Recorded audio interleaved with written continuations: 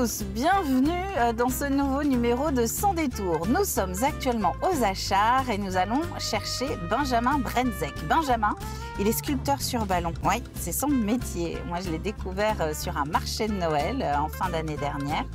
Et eh bien, c'est une vie assez originale et j'ai voulu vous partager cette passion, ce parcours. Benjamin, il est de Saint-Julien-des-Landes et c'est d'ailleurs là-bas, il ne le sait pas encore, eh bien, que nous allons aller puisqu'on va aller faire un tour ensemble du côté du Grand Défi. J'espère qu'il va pouvoir nous faire partager un petit bout de sa magie. C'est ce qu'on va découvrir dans un instant. On approche de l'aire de Covoite, c'est là que je lui ai donné rendez-vous. Pas très loin de la toute nouvelle passerelle piétonne des Achards.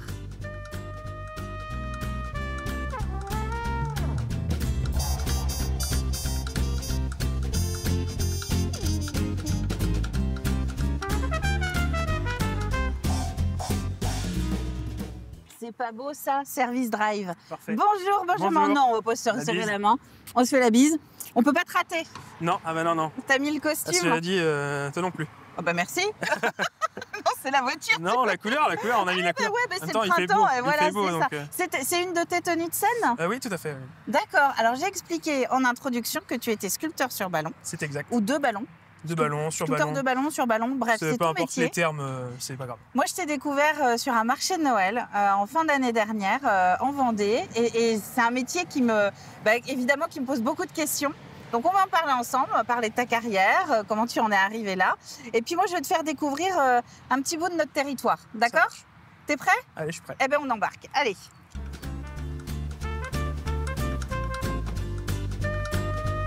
Installe-toi.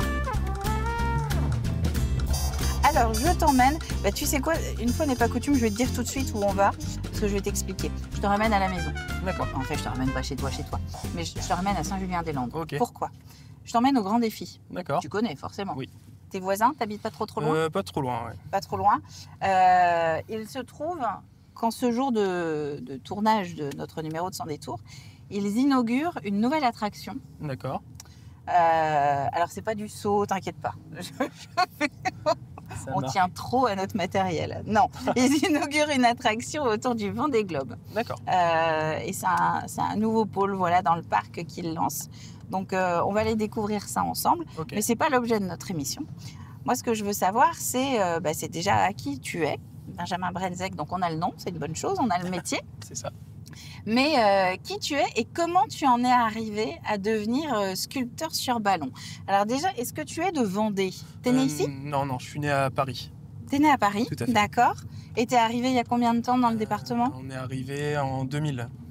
D'accord. C'était donc avec tes proches? Ah, tout à fait, c'est mon père qui a été muté en Vendée et du coup, après, on est devenu vendéen. Par Quand la tu dis mutation de mon Paris, c'était Paris ou Paris, Paris Paris 9e? 9e. Paris 9e. Paris 9e. Paris Intramuros. Et en Vendée, tu es arrivé où? Ah, la Motte-à-Char. D'accord. Alors Paris 9e, la Motte-à-Char, ça fait quoi les premières semaines? Ah, ça fait un sacré changement. Hein. Les voisins de mes parents étaient surpris au déménagement, il pleuvait, nous on courait dehors, en même temps on n'avait pas trop d'espace à Paris. Donc, Ouais. quand on est arrivé là, 700 mètres de terrain, on en a profité avec mes frangins. Quoi, donc, Ah, et donc tu as été agréablement surprise, c'était oui, dans le bon bien sens. sûr. Bah, après, quand on est petit, on se rend pas forcément compte de la vie parisienne, donc on arrive là, on a de l'espace, on peut courir. Oui, c'est ça. C'est ce Il y a que la tu mer vois. pas loin. Ouais, c'est Quand ça. on est enfant, hein, on est heureux. Quoi. Ouais, vous étiez en rétro-littoral. Oui, d'ailleurs, quand on vous a annoncé que vous partiez vous installer en Vendée, tu savais peut-être même pas où c'était? Non, mais après on venait déjà en vacances quand même. On venait en vacances à Jars-sur-Mer avec mes parents. Ah, d'accord. Ah oui, donc si tu connaissais un peu la Souvent, Vendée. Souvent, ouais. La plupart des étés, on venait en vacances. Ouais.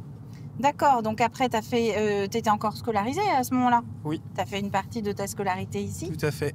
Du CP jusqu'à la fin de mes études en BTS. D'accord. Tu as fait un BTS de quoi? Dans le tourisme. D'accord. Donc, donc on commence un peu à s'approcher quand même de ce que tu on y fais arrive vaguement. Tranquillement. Tu t'avais quoi? Tu avais cette veine de vouloir faire rêver les gens ou de faire de l'animation? C'est un peu plus cocasse. En fait, au moment Tu fais un où... pari. non, pas loin. Au moment où j'ai entrepris de faire un BTS, j'ai voulu le faire en alternance Oui. pour avoir de l'expérience à la sortie de mes études. Et finalement, j'ai pas trouvé d'alternance. C'était assez compliqué. Ouais.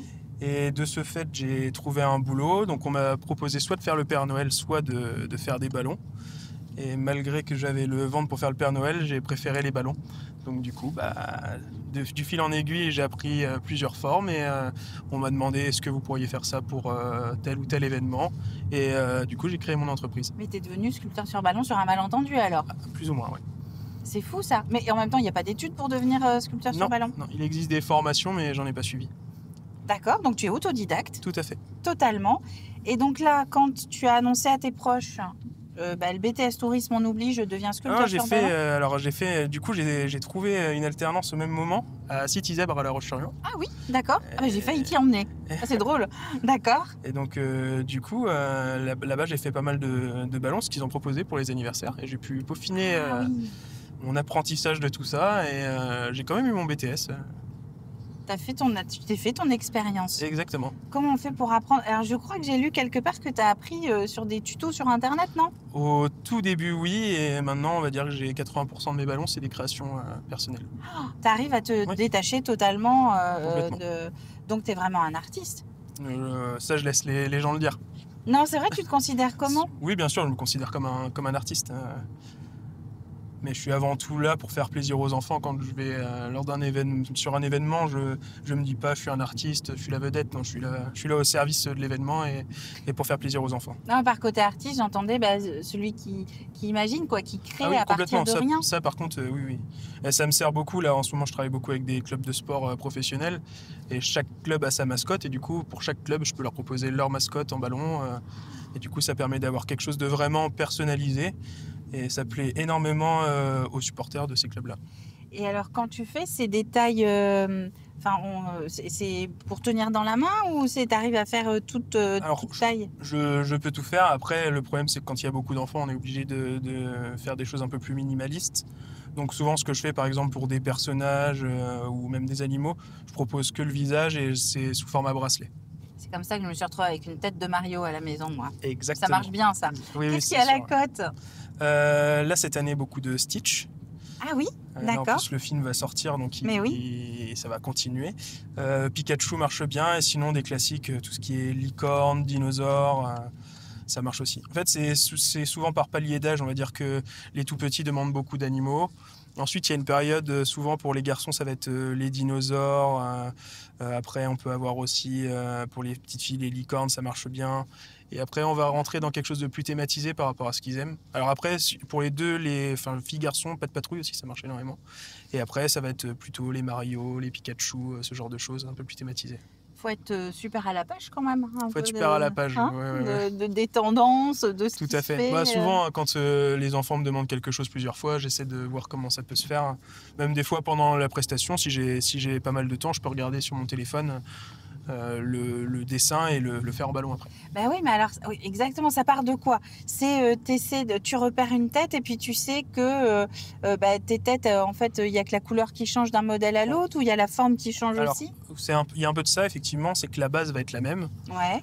Souvent, c'est la même base et après, c'est le dessin, les couleurs et un peu de changements qui font que on peut s'adapter à peu près à toutes les formes possibles.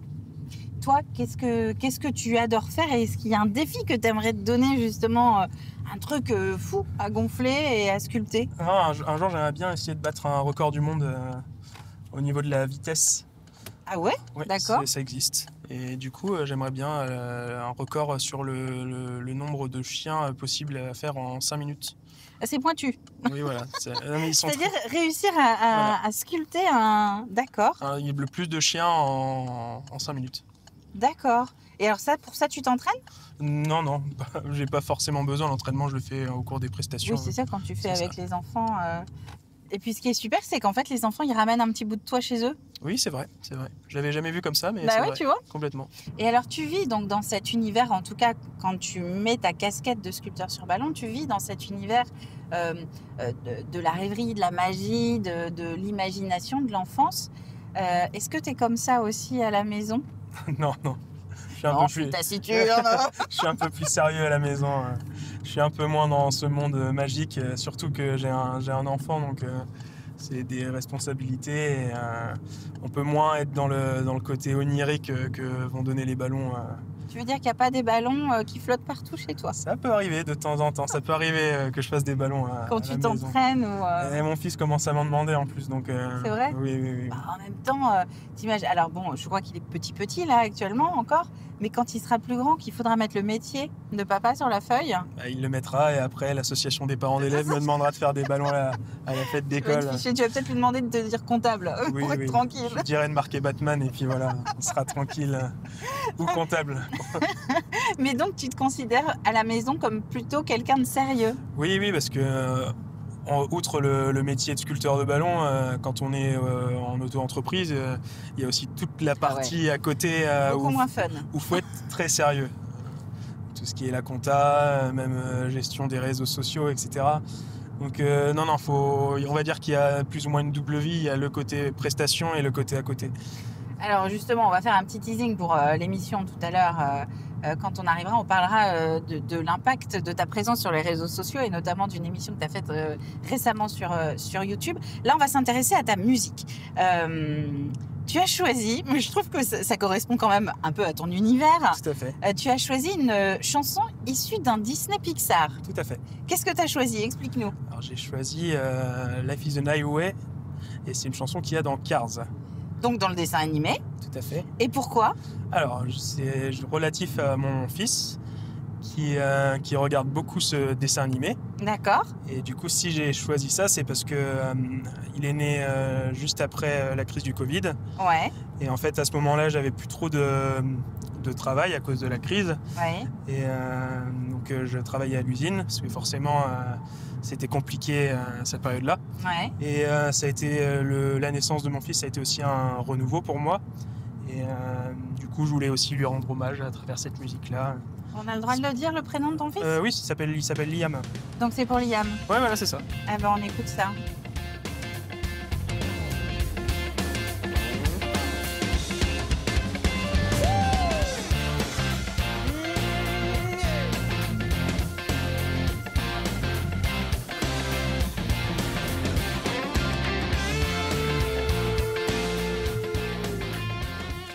Alors Benjamin, voilà la nouvelle attraction consacrée au Vendée Globe ici au Grand Défi. Donc promis, je t'ai dit j'allais pas te faire sauter à la corde ou quoi que ce soit.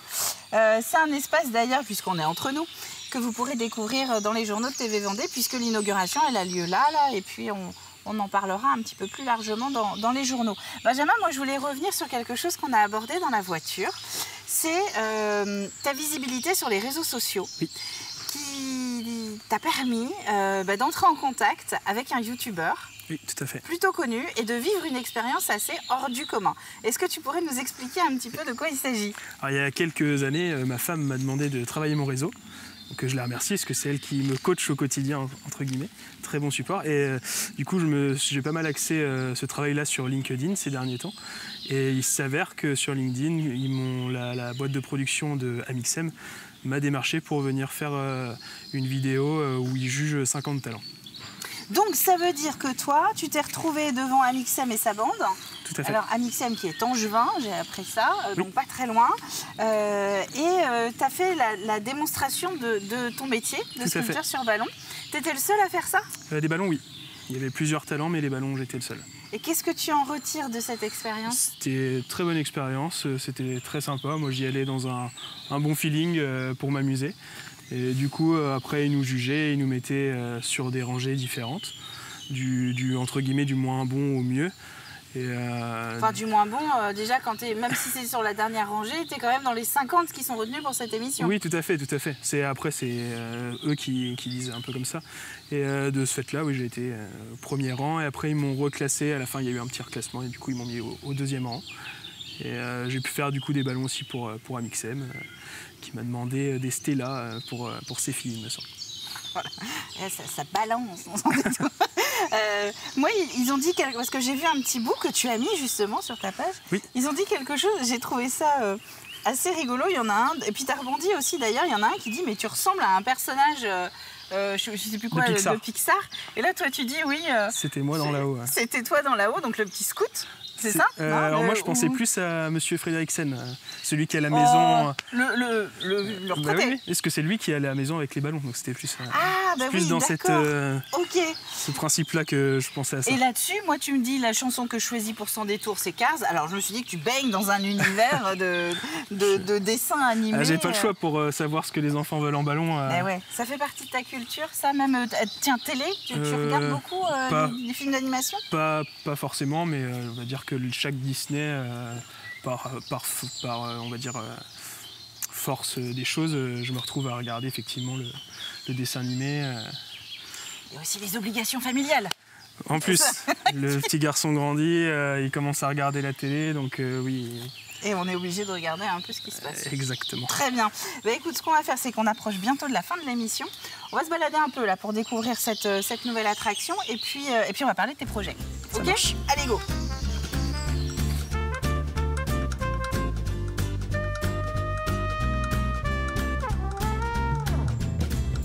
Il y a un trou.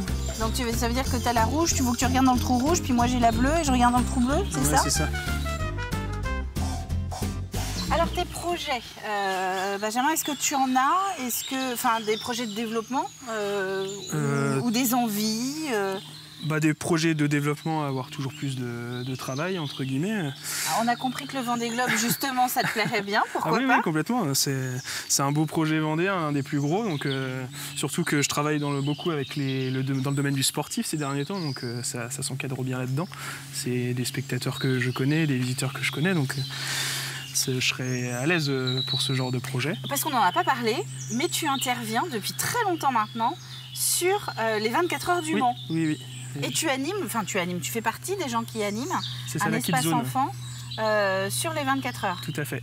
Autant dire que les gosses survoltés qui volent des ballons dans tous les sens, tu gères. Exactement. J'ai l'habitude des événements avec la grosse affluence. J'ai fait aussi le salon de l'agriculture.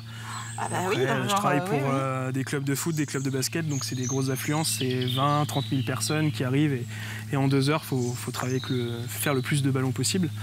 C'est quand même très satisfaisant de se dire que des grands événements comme le salon de l'agriculture, les 24 heures du Mans, connaissent ton talent et font appel à toi. Tout à fait, la Vendée qui rayonne. C'est presque comme si on approchait de la fin de l'émission, ça fait une super thématique, la Vendée qui rayonne. Bah oui, tu fais partie de ces talents vendéens. Est-ce que tu as vraiment des envies de tester d'autres choses ou est-ce que dans 15 ans, si tu es toujours sculpteur sous ballon, pour toi c'est une réussite? Si je suis toujours sculpteur de ballon, c'est une réussite. Déjà là, c'est une réussite. Alors si dans 15 ans, je fais toujours ça, ce sera une réussite encore plus grande. Tu seras peut-être à la tête d'une école de formation, peut-être. Ce qui manquait pour toi à tes débuts. Effectivement. On verra.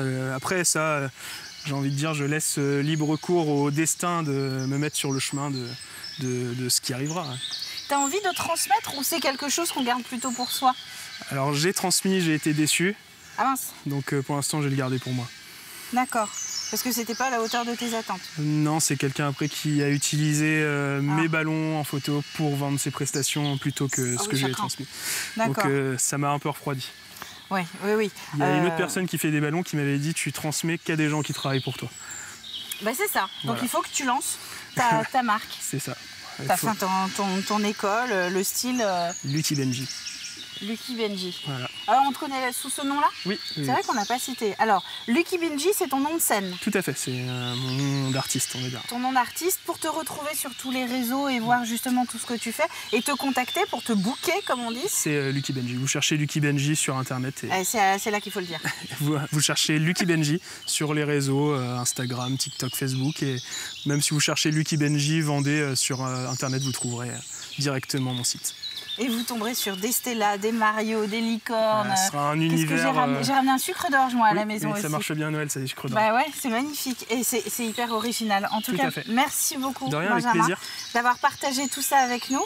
D'un Benjamin à l'autre, donc vous l'avez compris, c'est Benjamin Dutreux qui prête son talent aussi ici au Grand Défi. On remercie le parc de nous avoir ouvert en toute avant-première ce nouvel espace donc dédié au Grand Défi du skipper en partenariat avec Benjamin Dutreux. Vous allez pouvoir découvrir ça cet été, ici à Saint-Julien-des-Landes.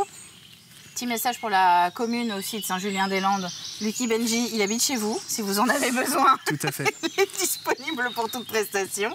Organisation du Vendée Globe, pareil, tu as compris le message. Lucky est là. Quant à nous, eh bien, on va se retrouver dans 2 semaines pour un nouveau numéro de Sans Détour. Et d'ici là, je vous souhaite à tous une très bonne route. On va partir en bateau, tiens, au lieu de repartir en voiture cette fois-ci. Ouais, par contre, c'est marée basse. Ah bah voilà. Ah, on peut pas, c'est ballot.